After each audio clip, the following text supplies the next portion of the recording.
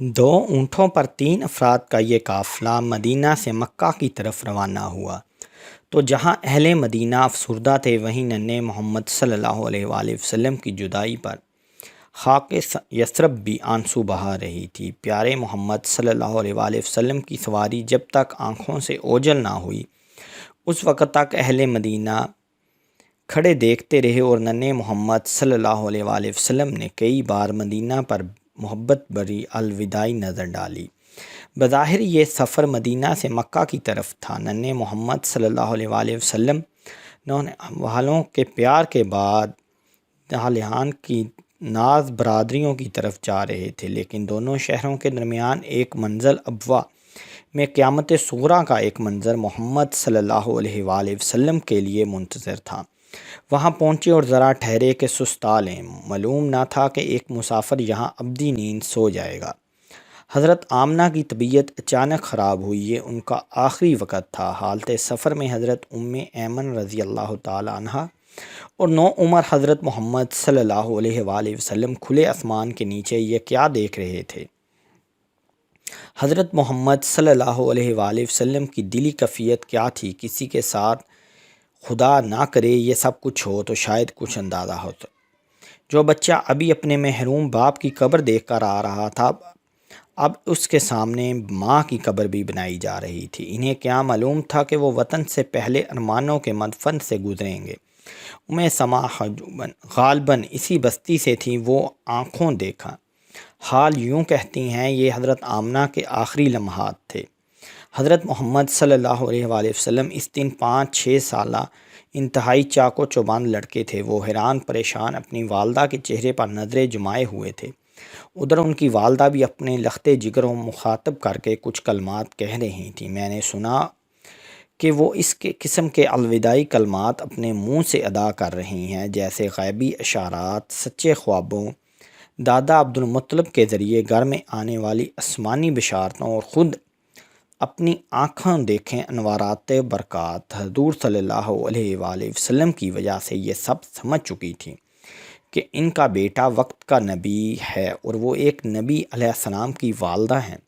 حضرت حلیمہ رضی اللہ تعالیٰ عنہ نے یہودیوں کی وہ تمام خبریں آمنہ کو سنا دی تھیں جو بازار ذوالمنجہ میں انہیں دی گئیں۔ انہوں نے مدینہ میں اہل کتاب کی جو تصدیق سنی وہ بھی اس وقت یاد آ رہی تھی۔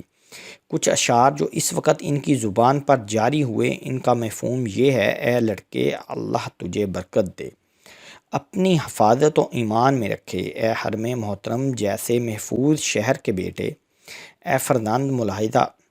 اس شہر کے ساتھ حضرت آمنہ کو وہ واقعہ یاد آیا جو حضرت محمد صلی اللہ علیہ وآلہ وسلم کے والد گرامی کے ساتھ پیش آیا تھا۔ انہیں عبدالمطلب نے اللہ کی رضا کے لیے ذبح کرنے کا پکا ارادہ کر لیا، پھر ان کے فدیے میں 100 اونٹ ذبح کر دیے تھے۔ یہ سارا منظر شادی سے پہلے حضرت آمنہ کو خواب میں دکھایا گیا تھا۔ اس لیے حضرت آمنہ نے مزید کہا: اے بیٹے، تمہارے ابو کو 100 اونٹوں کا فدیہ دے کر بچایا گیا۔ میں نے ان کے ساتھ نکاح ہونے سے پہلے جو خواب میں واقعہ دیکھا، صحیح دیکھا۔ اے بیٹے، آپ کو مخلوق کی رہنمائی کے لیے اللہ تعالیٰ کی طرف سے مابعوث کیا جائے گا۔ عین ممکن ہے حضرت عبدالمطلب نے حضور صلی اللہ علیہ وآلہ وسلم سے متعلق ان آسمانی بشارتوں سے حضرت آمنہ کو مطلع کر دیا تھا جو ان کو بعض علماء یمن نے دی تھیں۔ انہوں نے کہا: اے بیٹے، تمہاری ساری دنیا کے لیے مبعوث کیا گیا ہے۔ آپ صلی اللہ علیہ وآلہ وسلم اس دنیا کو تحقیق اور اسلام سے روشن اور منور کریں گے۔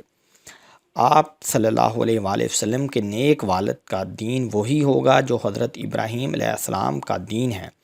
دیکھو، تم نے اپنی قوم کے جاہلانہ رسم و رواج کے مطابق نہیں چلنا، تم نے بتوں سے بچنا ہے، اللہ ہی کی عبادت کرنی ہے، یہی اللہ کا حکم ہے۔ ان اشعار کے بعد وہ فرمانے لگی: اے بیٹے، ہر زندہ نے مرنا ہے، ہر نیا نے پرانا ہونا ہے، ہر بڑا نے فنا ہو جانا ہے۔ میں مر رہی ہوں لیکن میری یاد تمہارے ذریعے باقی رہے گی۔ میں خیر چھوڑ کر جا رہی ہوں۔ میں اللہ کا شکر ادا کرتی ہوں کہ میں نے ایک پاکیزہ انسان حضرت محمد صلی اللہ علیہ وآلہ وسلم کو جنم دیا ہے۔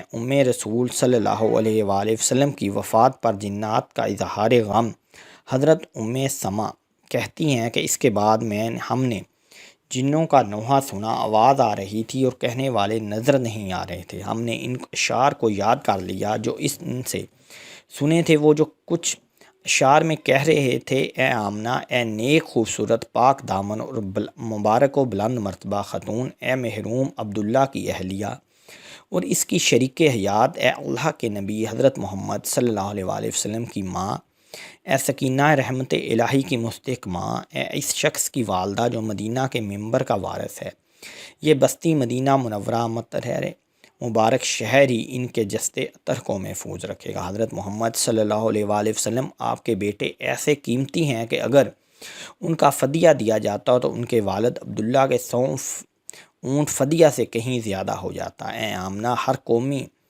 قوی و کمزور، چھوٹا اور بڑا آپ کی وفات پر غمزدہ ہے۔ آپ اس بچے سے جدا ہوتی ہیں جس کا درجہ بلند و بالا ہوگا۔ اے آمنہ، ہم میں سے ہر ایک آپ کی جدائی پر غمگین ہے۔ بہرحال حضرت آمنہ سنبھل نہ سکی اور یہیں اگلے جہاں کے لیے چلی گئی، ابوا میں ہی دفن ہوئی۔ حضرت محمد صلی اللہ علیہ وآلہ وسلم کے والد نے بھی پردیس میں وصال فرمایا اور اب ماں بھی قوم سے بہت دور، وطن سے بھی دور جدا ہوئیں۔ آپ صلی اللہ علیہ وآلہ وسلم یتیم تھے، یعنی باپ کے سائے سے محروم، اور امی بھی داغ مفارق دی گئیں، وہ ماں جس کے ہاتھوں کی خوشبو بھی سیر ہو کر نہیں لے سکے تھے۔ اللہ ہی ولیوں کا ارشاد ہے: 6 سال کی عمر کیا ہوتی ہے جس میں آپ صلی اللہ علیہ وآلہ وسلم کو یہ غم دیکھنا پڑا۔